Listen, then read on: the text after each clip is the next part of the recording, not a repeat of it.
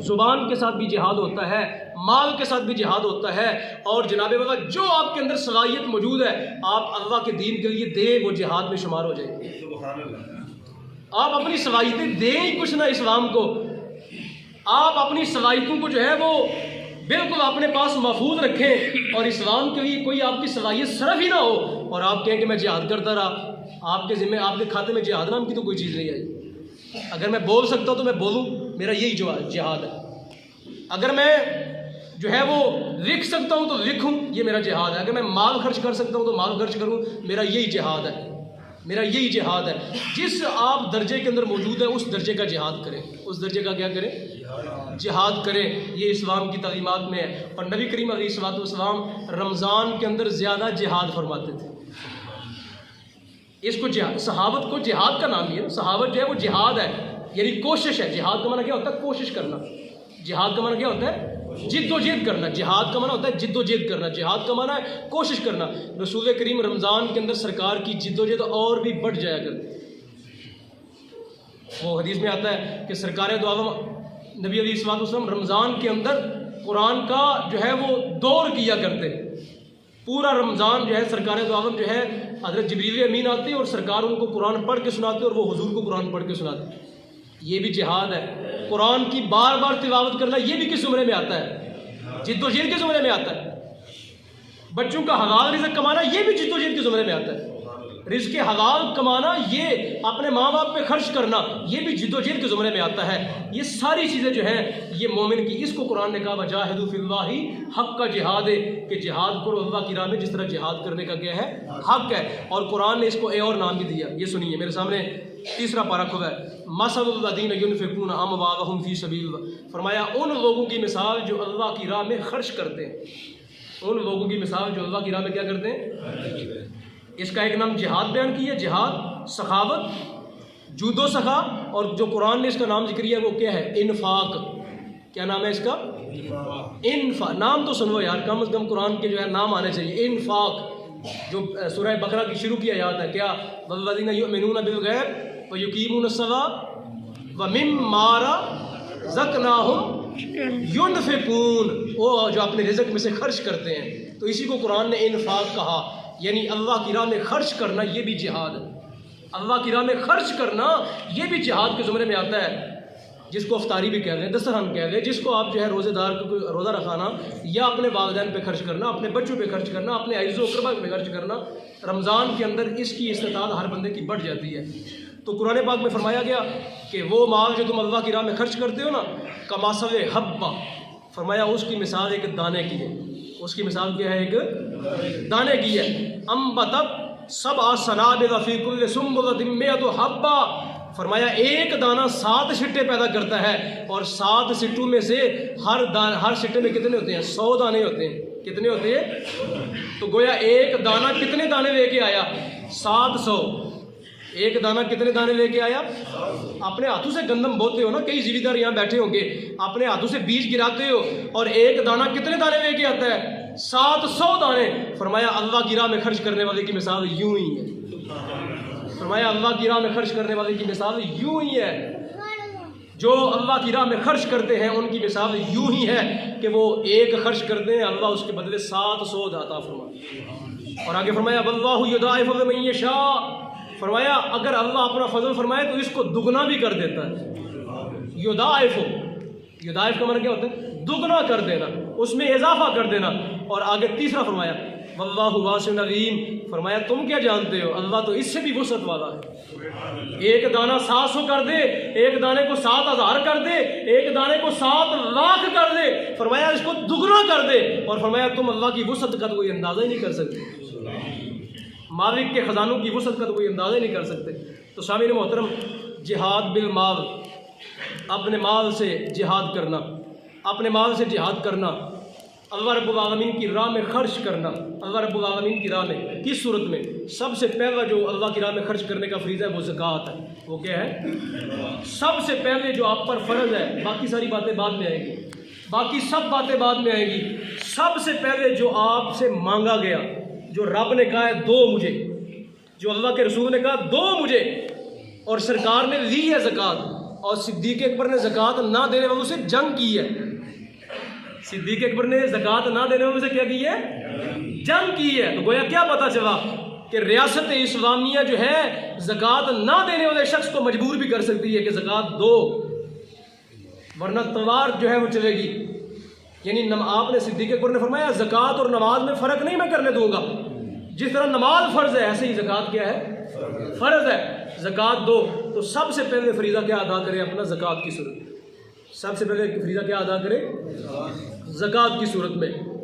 अब ज़कात की सूरत में सबसे पहले अपना फरीज़ा अदा करें। 2.5% अपने माल की कुल मालियत लगाएं और उसका 2.5% क्या करें? अदा कर दें। अदा कर देंगे तो कुरान की इस आयत पर खर्च हो जाएगा क्या कि आपने अल्लाह की राह में माल खर्च किया, एक दाना गिराया था और 700 दाने क्या किए वो उसके वापस आए। ये ज़कात है। ये ज़कात है जो मैंने कुरान की आयत पढ़ी। इसी को सखावत कह दे, इसी को जिहाद बिल माल कह दे, इसी को इन्फाक फी सबीलिल्लाह कह दे, इसी को अल्लाह की राह में खर्च करना कह दे। जो भी नाम देना चाहिए इसको, सबसे पहले ये किस पर मुंतबिक होगा? ज़कात पर। जिस पर ज़कात फ़र्ज़ है वो ज़कात, जिस पर ज़कात फ़र्ज़ है वो क्या करे? ज़कात दे। और ज़कात ना दे के ना आप कहे कि मैं मुसलमान बड़ा कामिल रहूँ, आपके अंदर कामिल मुसलमान वाली कोई बात नहीं। ज़कात ना देने वाला शख्स कामिल मुसलमान नहीं है। मुझको बात चबा के नहीं करनी आती। कौन सामने बैठा है इससे मुझे गर्ज नहीं है, मैं बात कर रहा हूँ, मेरी आवाज़ जहाँ तक जा रही है। ज़कात ना देने वाला शख्स कामिल मुसलमान नहीं होता, कामिल मुसलमान नहीं होता। ज़कात देने वाला शख्स, जब तक सरकार दो आलम ने फरमाया, जब सरकार दो आलम की बारगाह में कुछ मुनाफिकीन आए ना, उन्होंने कहा कि हम मुसलमान हैं। तो सरकार में मुसलमान ना कहो अपने आप, मुसलमान ना कहो अपने, तुम्हारे अंदर पूरी इस्लाम की सिफात ही नहीं है, पूरी इस्लाम की सिफात ही नहीं है। तो मेरी आपकी खिदमत में अर्ज़ है कि आप ज़कात जिस बंदे पर, अब आप जानते हैं ना, हर बंदे का पास अपने माल का प्राइवेट मामला है, आप जानते हैं। और मैंने एक पोस्ट पढ़ी है, ये मैं दुख के साथ ही सुना रहा हूँ। यानी एक तजिया पढ़ा है, तजिया कि एक बंदे ने कहा कि यूँ लगता है पाकिस्तान में 95% शिया रहते हैं, अहले तशय्युअ रहते हैं। सवाल पूछा किस तरह, तुम्हें कैसे पता चला? उसने कहा सब ने बैंकों में लिख के दे दिया है मैं अहले तशय्युअ हूँ। क्या मतलब है? क्या समझ आया आपको? सब ने लिख के दे दिया कि मैं अहले तशय्युअ हूँ, मुराद मेरी ज़कात ना काटी जाए। है वो शिया नहीं, है वो तशय्युअ नहीं, वो सिर्फ क्या कर रहा है? पैसे बचाने के लिए सर्टिफिकेट बना के क्या दे रहा है? क्या कह रहा है? बोले ना यार, क्या कह रहा है? क्यों? ताकि मेरी ज़कात ना काटी जाए। तो पता चलता है कि 95% यहाँ शिया लोग रहते हैं। हालांकि यह ऐसा है नहीं, ऐसा है नहीं। सिर्फ ज़कात बचाने के लिए लोग सर्टिफिकेट दे रहे हैं बैंकों को कि मेरी ज़कात ना काटी जाए, मैं तो अहले तशय्युअ हूँ। और अहले तशय्युअ आपको पता है ज़कात नहीं देते, वो ज़कात नहीं देते, वो कुछ और करते हैं, उनका मामला फिर सही करो। तो वो ज़कात नहीं देते, लोग लिख के दे रहे हैं, जाए बैंकों के अंदर जाके चेक कर लें। तीसरी बात, ज़कात उस बंदे पर है जो साहिब निसाब हो। जो क्या हो? साहिब निसाब कितना है? 7.5 तोले सोना। घरों में जो खवातीन है उनके पास सोना पड़ा है 52.5 तोले चांदी, या इनमें से किसी एक के बराबर नकदी रकम, या इनमें से किसी एक के बराबर नकद की रकम हो। चांदी का आप हिसाब लगा के, चांदी कितने तोला है, कितने का तोला है, वो लगा के तो आप उसकी जो इनमें से कम बनती है उसको इख्तियार करें ताकि किसी गरीब का फ़ायदा हो जाए और आपको ज़्यादा बरकत मुयसर आए। चौथी बात, ये जो लोग बैंकों में लिख के दे रहे हैं ना, ये कौन है पता है? इन्होंने वहाँ पे पैसा जमा कराया होता है, डिपॉजिट, जिसको सेविंग कहते हैं। सेविंग अकाउंट खुलवाए होते हैं, और सेविंग अकाउंट खुलवाना बजाते खुद सूद है। बजाते खुद क्या है? ये सूद खाने वाले ना भी ज़कात दें तो कोई फ़र्क नहीं पड़ता, इनकी ज़कात लगती नहीं। ये ना भी कभी ज़कात देना तो इनकी ज़कात लगती नहीं है। सूद के पैसे की ज़कात नहीं होती, ज़कात है हलाल के पैसे की। ज़कात है किसकी? अगर ना भी दो तो तुम्हारे ना देने से भी कोई फ़र्क नहीं पड़ेगा। अल्लाह रसूल को तुम्हारे सूद के पैसे की कोई हाजत नहीं है। मालिक जो है वो वासिउन अलीम है, वो फजी खजानों वाला है, वो उसको तेरे सूद वाले पैसे की कोई हाजत नहीं है। तो ये जो बैंकों में लिख के दे रहे हैं ना, इनके वहाँ डिपॉजिट पड़े हुए हैं। पीछे सफ़े डाल दो भाई, 2-3 सफ़े और डाल दो।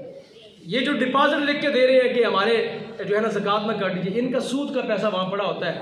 और आप में से कई लोग जानते होंगे दाएँ बाएँ से मुराद यह है कि हमारा शादमान यहाँ बहुत सूदखोर रहते हैं, बहुत बड़े बड़े सूदखोर रहते हैं। गुजरात में शादमान में, मानव में बड़े बड़े सूदी लोग रहते हैं, ठीक है ना।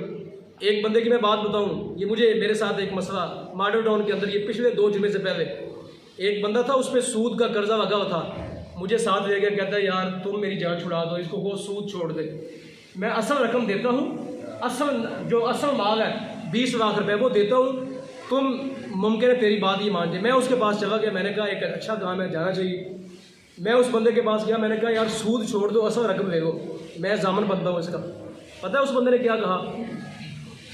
उसने कहा तुम मेरे दिल को तकलीफ दे रहे हो। ये लफ्ज़ थे, अल्लाह की कसम, ये कुरान मेरे सामने।